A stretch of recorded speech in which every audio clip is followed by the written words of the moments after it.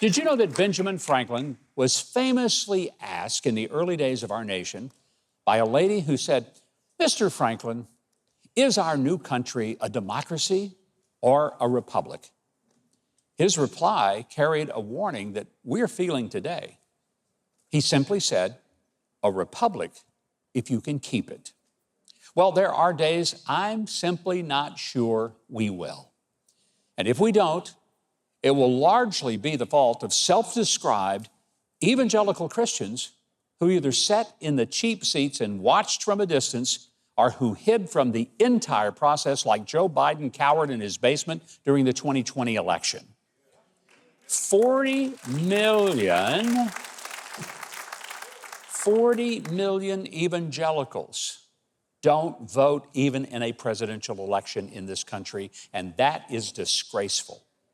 So what is wrong with those who comfortably sit on their blessed assurance and assume that someone else will go to the battle for the soul of the nation and its future? Well, some of it's this false and foolish belief that, well, politics is just too dirty. You bet it is. Having been in the belly of the beast for over 30 years, I can attest to that truth. But if the people who consider themselves too clean to engage, if they run from the battle to create a culture of biblical values, then rest assured our country will not go into self-cleaning mode. You see, a major mistake from the petrified pew warmers is that false belief that Christians shouldn't be involved in politics. Truth is, we already are involved. See, when your 13-year-old daughter or granddaughter is forced to undress in front of a biological male who pretends to be a female, and the biological male undresses in her presence in the locker room, she is denied her privacy, modesty, and dignity at a point of her being most vulnerable as an adolescent. And that situation is the direct result of the so-called redeemed but reluctant. Hey, let's be blunt. The real crisis in America is not political, financial, social, or even ideological. It's spiritual. And while most people see the conflicts in America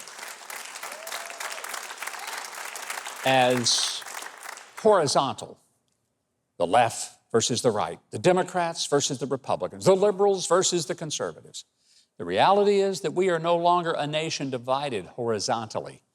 We are a nation whose conflicts are vertical. It's up versus down. It's heaven versus hell. It's right versus wrong.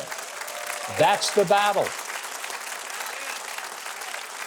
Now, in my lifetime, there was a time when Republicans and Democrats were different, but they weren't that different.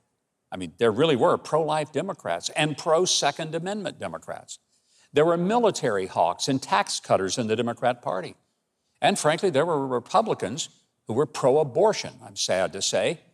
And some Republicans had real disdain for the working class. In all of it, there was often room for consensus, and frankly, legislation could pass that made America better and functional. But the divide today is far beyond the once defined horizontal boundaries. We have people arguing for the annihilation of Israel, for the killing of a baby up until the moment of birth, and the belief that there are over 100 genders and that a person can simply identify as a person different than one's biological birth, and then expect that taxpayers like you and me should pay for irreversible chemical castration or the surgical mutilation of 13-year-old children.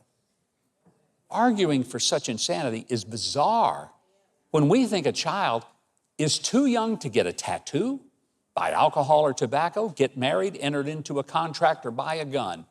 But we think that same immature child ought to be able to surgically or chemically change his or her gender. That's crazy.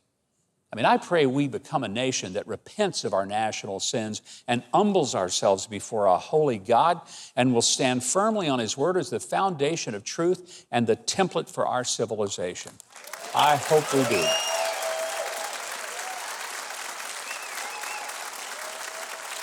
But I want to be clear as I can that that will never happen if self-described Bible believers won't even vote.